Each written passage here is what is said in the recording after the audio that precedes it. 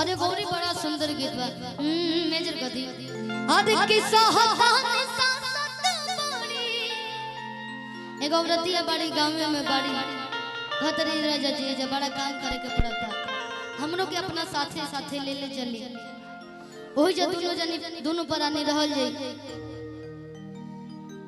कि अरे सहताने सासत बाड़ी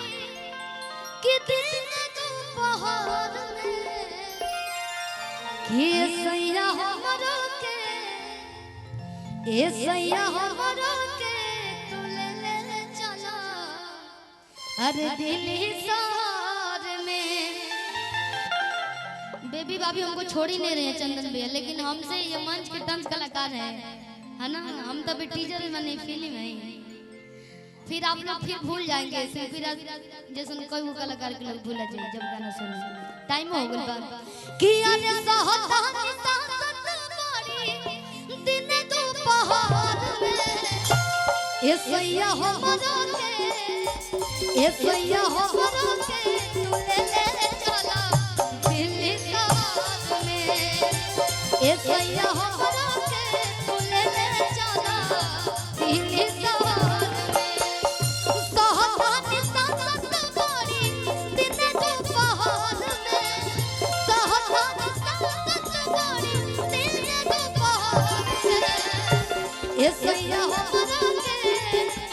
सैया हमरो के तू ले ले चला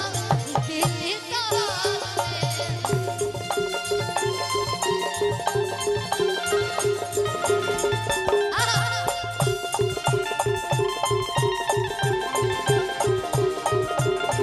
कि अरे छोटे छोटे बात पर सासू ननदिया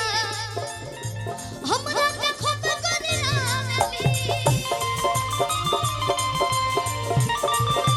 अरे झोटा पकड़ के खूब खिसिया रे कल लाठी सताई बड़ा सुंदर शब्द भाई में कि अरे संगे